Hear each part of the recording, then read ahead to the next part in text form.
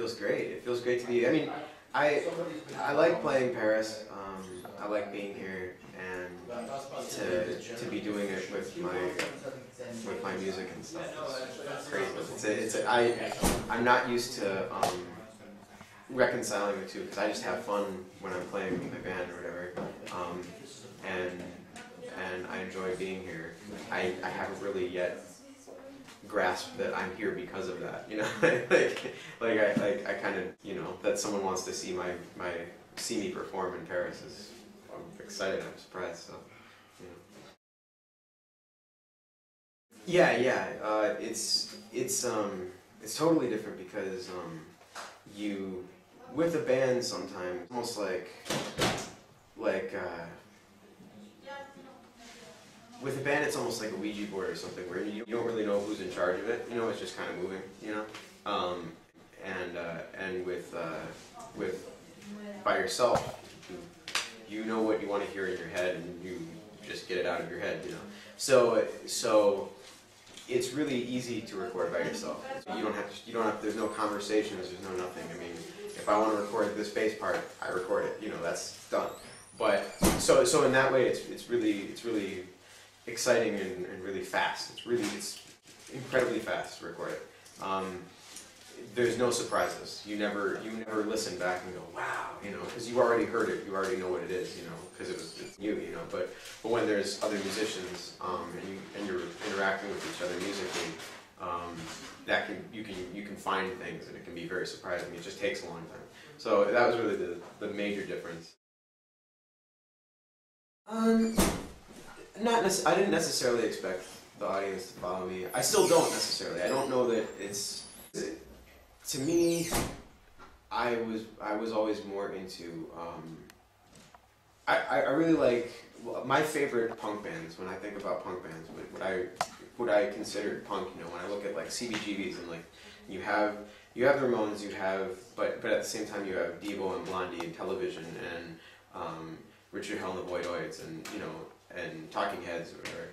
And these bands none of them sound the same, and they change a lot over time. You know, when they're experimenting with different sounds and things, and so I never really saw punk as a sound, you know, as a specific sound. It was more of an attitude and an idea of how you work and you know what you're talking about, what you're singing about, you know, whatever. So but I understand that that's not what everyone thinks, you know. But to some people, it is a sound. It is, you know, a thing. So I know that there are going to be some people. I've already heard, you know, I've already talked to people who don't like my record, and I'm okay with it. It's fine. The thing is that as long as I know that I'm doing it because I like it, and I really my only goal with it, my biggest financial goal with it is to just break even, is to not be losing a lot of money. If I can get to the point where I can just keep it going, I'm happy. So it's a little bit different. It's slightly more conceptual, and Wave has you know these moments of like really high intensity and then moments of really low intensity. You know, it's a very varied record, and soul punk is a little bit more you know. Very similar to me. It's you know, definitely a similar sound. It's very different lyrically. I tried a lot of things metaphorically. Like I'm saying a lot of things. I'm saying a lot of things by not saying them. You know. So that's the big difference, I think, is because on Truant Wave I'm a little bit more direct, slightly more direct. You know. So.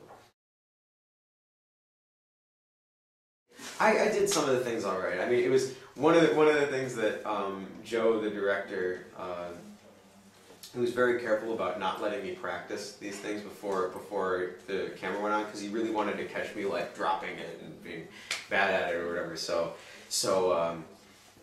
But I did actually get all right at the cup stacking. I did the cup stacking thing kind of all right. But actually that was funny. Was I started doing it right. And I got kind of good. And he looks over and he's like, "Hey, stop that! Right?" He's like, "Don't practice that, right?" And the guy that you know was very fast. he taught me what to do or whatever. And Joe, the director, he goes, teach him something new. Teach him a new one that he doesn't know, whatever. So because I was getting good at it, and so he taught me this really complicated one, and that was what you see in the video is the first time I'm ever going through it. Like I'd never, because he really wanted to catch me like, you know, fumbling with it. And, but I got all right with the jump ropes, you know, but everything else I was terrible with. I think to a certain extent, yeah. I mean, that's one of the things again that I've been have been making a big effort, and it's kind of something that I'm kind of enjoying. Again, the thing I was talking about, you know, it reminds me of shows I used to play.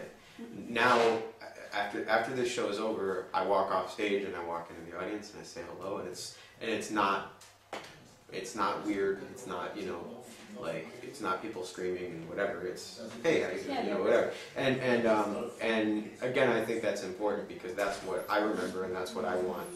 That's what I want shows to be like, because I thought that was cool. I really liked that about shows was you know how just natural everything was, and so it's really fun to be doing this, and it's also funny too because when you said not used to it, I used to be used to it. We used to, you know, I miss it. It's kind of like going home a little bit to be playing smaller shows, you know, because it was a big part of my life for 3 or 4 years that we were playing, you know, rooms of size, you know, so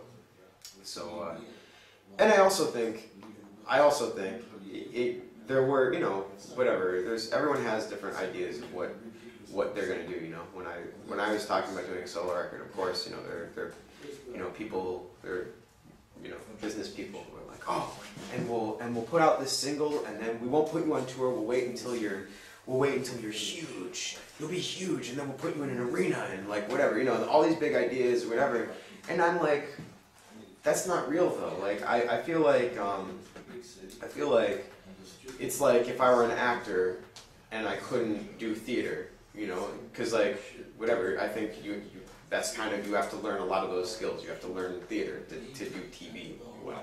You know, you can be on TV without knowing theater, but I think you should know both. You know, like I know a lot of rappers and MCs who you know, they're on these big songs or whatever. They have these big pop songs, but you really prove it by battling or by freestyling. You know, by you know, being less prepared. You know, and whatever. And I feel like this is the show version of those things, is the show equivalent of those things, where if I can't go and take these songs into a little room like this and have a good time and have a good show, then they must not be very good. You know, so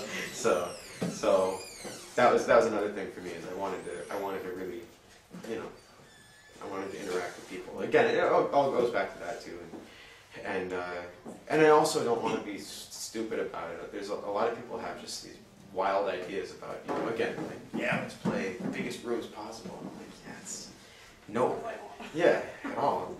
So. Yeah, I'm just trying to tour as much as possible. There's nothing booked yet. We're still kind of trying to figure stuff out. But basically, right now I'm like, I'll take what I can get. I just want to be out. I just want to be playing. So as much as I can.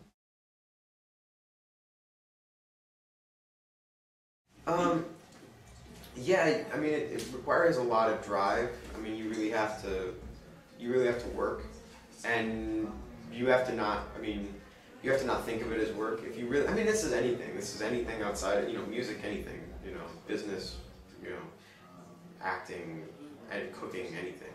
You have to be so into it that you don't realize that you're practicing, you don't realize that you're working. You know what I mean? That's when you get really good at something, is when it's what you would do in your free time anyway. So that's kind of a big part of it. And then the other thing is intellectually learning restraint, like learning to hold yourself back when you're doing too much, or you're overthinking things. That's a big thing. Is I watch a lot of people with solo projects, and they're thinking about, you know, every detail and missing the big picture, you know, missing the whole. You know, it's like you can tweak every knob and worry about every, you know, what amp it came out of and what guitar you were using and what, you know, drum set you were using, and what compressor it was all going through. But if the song isn't any good, you know, like whatever, then no one's gonna like the song. You know, it doesn't matter how well you recorded it. So those kind of things. It's just, you know, focusing on what's important, I guess.